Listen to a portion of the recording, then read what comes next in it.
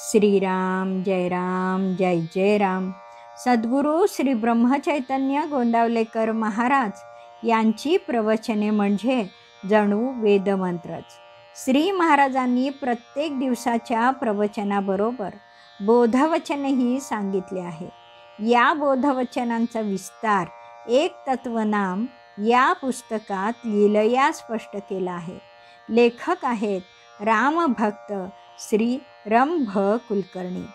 या श्री रामनाम मंत्रित पुस्तकातील आजच्या बोधवचनाचे अभिवाचन मी डॉक्टर सौ शिल्पा कुलकर्णी तुम्हा सर्व भक्तांना सादर नमस्कार करून करीत आहे. आज दिनांक 15 फेब्रुवारी. आजचे बोधवचन. राम नाम हे ओंकाराचेच रूप आहे. ते सर्व कर्माचा आणि साधनांचा प्राण आहे. श्रीराम. अद्वैतातून द्वैताची निर्मिती झाली. अव्यक्त ब्रह्मातून ब्रह्मांड निर्माण झाले. स्वयंभू अनादी सूक्ष्म अविनाश ब्रह्मातून स्थूल विश्व आकाराला आले. स्थूल आकारास येताना प्रारंभी सूक्ष्मच होते. एको अहम बहुश्याम हे ब्रह्माचं स्फुरण आहे. ते अतिशय सूक्ष्म होते. त्यातील पुरुष प्रकृतीचं द्वैताचं बीजही सूक्ष्मच होतं. ही महामाया होय. तिच्यातून सूक्ष्म गुणमाया आली. पुढे त्रिगुणात्मक अनाहत सूक्ष्मनाद. द्वैतातील प्रारंभीच्या या सूक्ष्म भागाचं प्रतीक ओम आहे. ओंकारातून पुढे 3 देव, पंचमहाभूते, 4 खाणी, 4 वाणी, 84 लक्ष जीवयोनीचं स्थूल विश्व आकारास आले. स्थूलाचं आदिकारण ओम आहे आणि लयस्थानही ओम आहे. ओंकाराने हे विश्व आत बाहेर व्यापले. जे ब्रह्मांडी ते पिंडी या न्यायाने ओंकाराने देह पण व्यापला आहे. ओंकार सर्वव्यापी आणि सामर्थ्यशाली आहे. तो एकदेशी आणि परिच्छिन्न नाही. त्याला आकार नाही. देहधारी मानवाला त्याचं ध्यान करून त्याची पूजा बांधता येत नाही. शब्द रूप रस स्पर्श गंध यांनी तो आकलन होत नाही. त्यांचं ज्ञान सूक्ष्म आणि इंद्रियातीत आहे. ब्रह्मांडापलीकडील अव्यक्ताला ब्रह्म हे नाम दिले. तसं ब्रह्मांडातील अव्यक्ताला ओंकार हे नाम दिले. ओम हे प्रतीक आहे. जसं स्वस्तिक हे मांगल्याचं प्रतीक आहे. श्रीयंत्र दत्तयंत्र अशी विविध यंत्र आहेत. तसं ओम हे विश्वाच्या मूलाधाराचं यंत्र आहे. देहधारी मानवाला ओंकाराची पूजा करायला त्या शक्तीची मूर्ती हवी. म्हणून ओंकाराचं स्वरूप राम नाम म्हणजे श्रीराम आहे.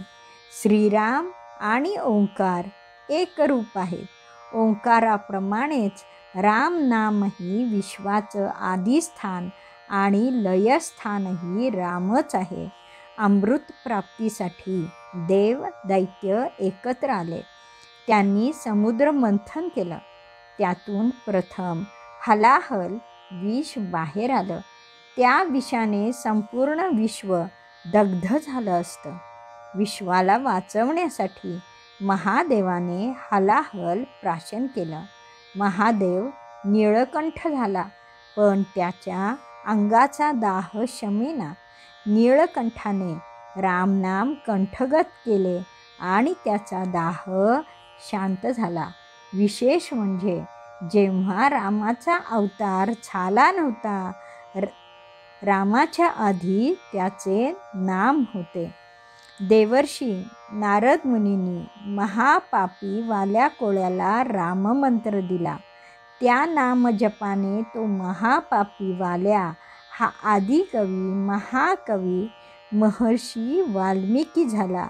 त्यावेळीही रामाचा अवतार झाला नव्हता. रामायण हे रामाची भविष्यवाणी आहे. रामायण आधी राम होता. हे सत्य आहे. राम आणि ओंकार एकच होय. रामनाम हे ओंकाराचेच स्वरूप आहे. ओंकार रूपी सुवर्णातून रामनाम रामाच्या रूपानं समूर्त झालं. सगळ्या विश्वनिर्मितीचं मूळ ओंकार आहे. वेदांची सुरुवात ओंकाराने म्हणजे नामानेच होते. कोणत्याही कर्माचा प्रारंभ ओंकाराने म्हणजे रामनामाने झाला तर त्या कर्माचा अंत आपोआप रामनामातच होणार. कर्माचं साधन राम, कर्माचं फळही राम. तर मग रामनामाच्या साधनानं कर्म करणारा साधकही रामरूपच होणार. राम हमारा जप करे हम बैठे आराम, अशी संत कबीराप्रमाणे त्या साधकाची स्थिती होणार. कारण रामस्मरणाने केलेलं कर्म त्या कर्त्याला थेट रामचरणीच घेऊन जाणार.